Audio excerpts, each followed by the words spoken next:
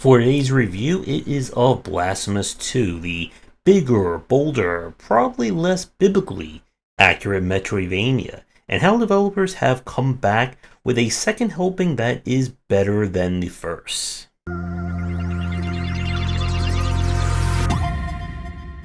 If you missed the first game, Blasphemous takes place in a world that has been hit by a strange incident known as the Miracle that has transformed everyone into symbols of religious allegory, ranging from being very beautiful to very disturbing. We once again put on the very tall hat of the Penitent One, who many years after the events of the first game has now been summoned to kill a child that is being born of the Miracle. Standing in his way is the Order of the Penitent Ones, a group of characters, each with their own form of penitence, held or led by the first Penitent One. There's basically a lot of penitence going around here. Our gameplay once again is action-adventure with a far greater emphasis on Metroidvania design. We'll come back to that point in a minute. Like the first game, the first half you are given freedom to choose which one of the kind of starting three areas you'll tackle, and you'll eventually hit all three before opening up the back half and where the game really gets challenging. As a very interesting point, you are now able to choose from one of three starting weapons: giant ball and mace, rapier and dagger combo, or a large heavy sword. Each one has its own passive tree, and more importantly, each one has basically a unique way of dealing with a specific environmental obstacle.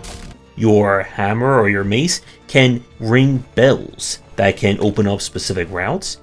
Rapier can kind of lightning dash you through certain objects, and your heavy sword lets you do like a ground stomp, ground pound that destroys things like that. You will get access to all three weapons, or the other two, throughout the first point of the game, but it's a very interesting way of giving you a little bit more freedom and choice at the start. Speaking of which, there's a lot more emphasis on customization and different builds this time compared to the first game. In the first one, you basically had your Mea Culpa sword, and you could attach various prayer beads as well as your spells. Now, the prayer beads come in far greater variety. There is now two different tiers of spells that you can equip. Kind of basic spells for pure attacking, and then spells that do very interesting things, such as letting you teleport or fast travel, summon a helper, and more. You can now put sculptures on the Penitent One. These provide a variety of passive bonuses, and is part of what you'll need for kind of some of the secrets later on. All this definitely adds a lot more variety to how you'll build your character. For me, however, it was just all about the heavy mace swinging heavily at enemies and bashing them really, really hard. Now, one of the major points about the first game was that it was a bit difficult and pain-pointing in spots. A lot of people probably have painful memories of all the spike pits and just death pits that you could fall into. Well, if you can hear the angelic choir in the background, in Blasphemous 2 there are no more instant death traps. Now if you fall into pits or spikes, the game will just do the classic Metroidvania. You'll just go back to your last safe location or last safe ground, with of course a penalty to your health. But this one change alone does a lot to elevate a lot of the frustration that the first game had. In terms of combat, there is a greater emphasis on fighting. With the whole Order of the Penitent Ones, or Penitents, you will have a greater variety of bosses. And there are some very interesting fights and very disturbing fights as well. You see, going back to that whole point about characters being transformed into religious allegory, some of the NPCs look a little weird. And when I say weird, I mean I'm not going to put them in this video here, or I think YouTube may throw me a religious fit after this is up. The difficulty, I would say, is a little bit higher than the first game, specifically when it comes to combat.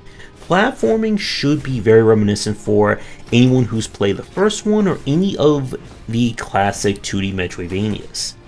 As an interesting touch, going back to the three weapons, you can now swap between them at any time, and part of some of the advanced puzzle solving will revolve around you swapping between weapons very quickly to use each one of their environmental interactions to get through a specific area. Now, the secrets and bonus stuff are here, but there is something to keep in mind. After Blasphemous 1 came out, the game received I think like a year to 2 years of free DLC packs that added in New Game Plus modes, true endings, alternate routes and stories, and Blasphemous 2 launched with none of that. So there is a possibility that for those of you watching this, especially in the future, there may be stuff in the game that I'm not going to talk about or you're not going to see here. But I am certainly excited to see where they're going to go with that. As another bonus to this game, one of the issues that I personally had with the first one was people citing it as a Metroidvania, even though there were no upgrades or any elements like that. For this one, developers have added in those upgrades. You will unlock new movement tech and abilities as you go throughout, and as you upgrade your various weapons, they will gain additional perks and ways of fighting as well. And yes, you do get a double jump at some point. In terms of issues or complaints, you'll still have a few of the elements for the true ending or the secret ending being a little bit opaque.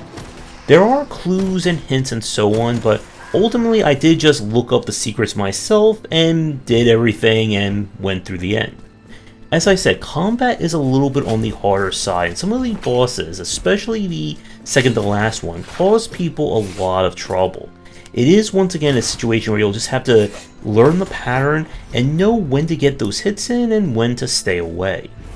But all in all, Blasphemous 2 is a far improved sequel compared to the first one. If you enjoy the first one, you will certainly love this one. If you didn't like the first one due to its difficulty, I would still recommend at least giving this one a check, as again, the improvements to the approachability and just general UI UX definitely make this game far easier to play and far easier to get into. And again, not having to worry about getting hit by something and falling into a pit of spikes doesn't necessarily hurt either.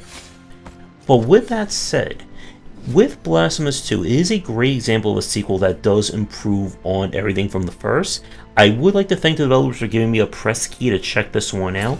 And as always, if you let me tailor your game for a future stream, video, and all that, be sure to get in touch. And for those of you watching this on the, of course, the Game Wisdom channel, I will be uploading my full play of it on our gameplay channel, and there are links and all that all over the place. That's going to do it for today's video. Thank you so much for watching. Be sure to do the YouTubing stuff people tell you to do. If you're interested in more of my thoughts on design, check out my books wherever they are sold. Visit our Discord and Patreon, and come back for daily discussions on game design here, and on Game Wisdom, where you examine the art and science of games.